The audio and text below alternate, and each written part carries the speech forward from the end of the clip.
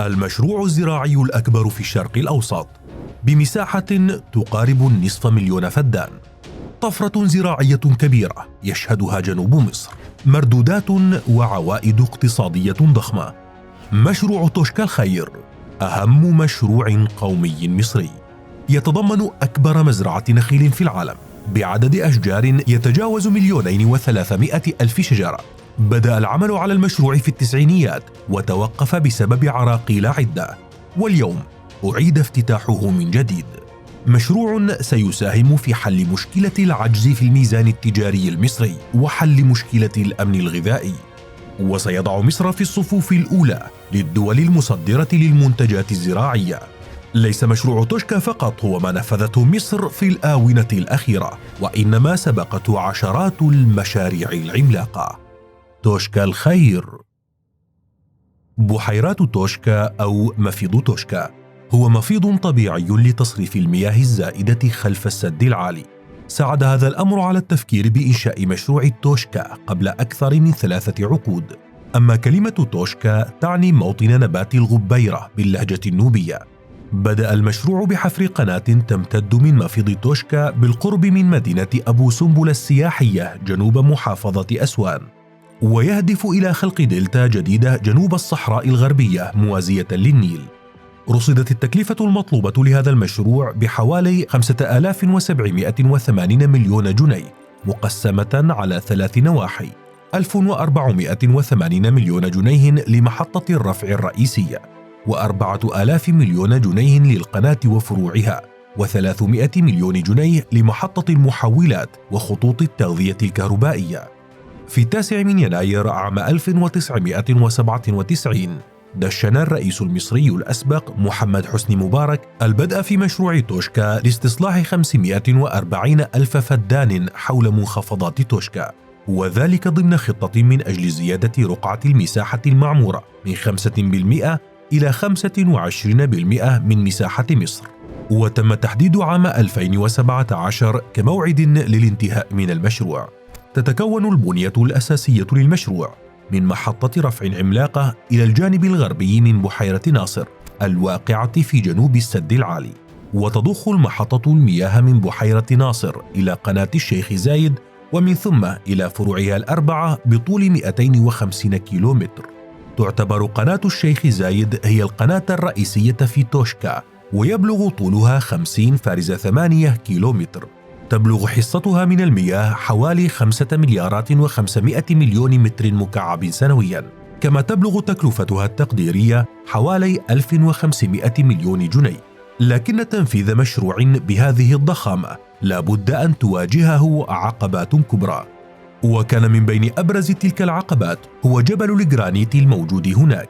فلوصول المياه إلى المشروع يجب أن تخترق المياه هذا الجبل البالغ عرضه 20 مترا بطول 9 كيلومترات. لكن هذه العقبة وغيرها الكثير تم تجاوزها أمام إرادة المصريين، واليوم افتتح مشروع توشكا. فما هي الفوائد والمردودات لهذا المشروع الذي يصنف على أنه الأكبر في الشرق الأوسط؟ أكبر مزرعة نخيل في العالم. بعد الوصول إلى نصف مليون فدان مساحة مزروعة، فإن الهدف البعيد هو الوصول إلى 1,000,000 فدان عبر استخدام التكنولوجيا الحديثة في الري والزراعة. وبذلك ستتغلب مصر على مشكلة الأمن الغذائي الذي عانت منه مؤخرا بسبب الزراعة الجائرة وخروج أراضٍ كبيرة عن الخدمة. وبدلا من استيراد المواد الغذائية بشكل مكثف مؤخرا، ستسعى مصر إلى التصدير. لذلك أتى مشروع توشكا للتغلب على الفجوة الغذائية ولتقليل العجز في الميزان التجاري، بالإضافة إلى توفير آلاف فرص العمل الجديدة لشباب مصر. ومن أهداف المشروع أيضا هو إعمار منطقة توشكا المهجورة وتنميتها لتخفيف الضغط عن وادي ودلتا النيل، وذلك بسبب الزيادة الجنونية للسكان في مصر. فخلال 60 يوما فقط يزداد عدد سكان مصر 4,000,000 نسمة. كما يتيح المشروع زراعة نباتات جديدة صديقة للبيئة دون إضافة المبيدات إليها، ومن ثم تصديرها بأسعار عالية لأن هذه الأراضي لم تزرع من قبل. ليست فقط النباتات هو ما سيستهدفه المشروع، وإنما وعلى مساحة 37 ألف فدان يهدف مشروع توشكا إلى إنشاء أكبر مزارع للنخيل في العالم، وذلك عبر زراعة 2,300,000 نخلة. وحتى اللحظة تم زراعة أكثر من 1,350,000 نخلة، أي حوالي نصف المساحة المرصودة للانتهاء من المشروع. كما يتضمن المشروع أهدافاً بعيدة لخلق مدن جديدة في مصر عبر إنشاء مصانع تخص الحاصلات الزراعية، وبذلك يضمن المشروع استقرار الشباب في هذه المناطق، لأنه يتضمن معسكراً مزوداً بجميع الخدمات للعاملين، بالإضافة إلى وجود محطة بث إعلامي بالقمر الصناعي ومستودع استراتيجي للبترول. كما يساعد المشروع أيضاً في زيادة الإنتاج الحيواني عبر مشاريع تنموية متخصصة بهذا المجال. إن مشروع توشكا هو الأحدث في مصر، لكنه ليس المشروع الوحيد الذي تم تنفيذه في الآونة الأخيرة، وإنما سبقته مشاريع ضخمة وكثيرة، إليك أهمها: مشاريع زراعية عملاقة. تهدف المشاريع الزراعية التي تنفذها مصر إلى مواجهة النمو السكاني، ولكي تضمن عودة مصر إلى مكانتها الزراعية العالمية. ومن أبرز هذه المشاريع هو استصلاح 1,500,000 فدان في صعيد مصر وسيناء، موزعة على 13 منطقة في 8 محافظات.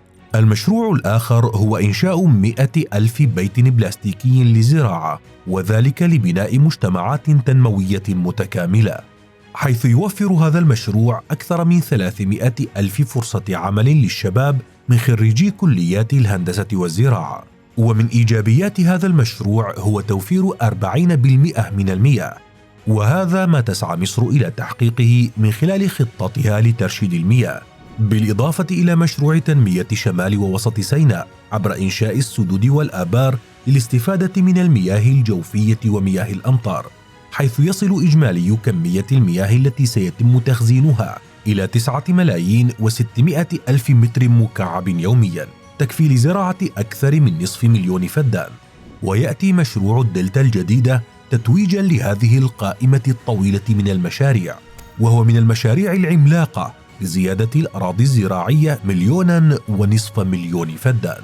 تسعى مصر من خلال هذه المشاريع لإعادة المجد الذي عاشته في الماضي من خلال تصديرها لأجود المنتجات الزراعية. فهل ستتمكن مصر من العودة إلى الواجهة من جديد من خلال نجاح هذه المشاريع؟ وأنت كيف تصف الثورة التنموية الزراعية التي تشهدها مصر؟ أخبرنا رأيك في التعليقات.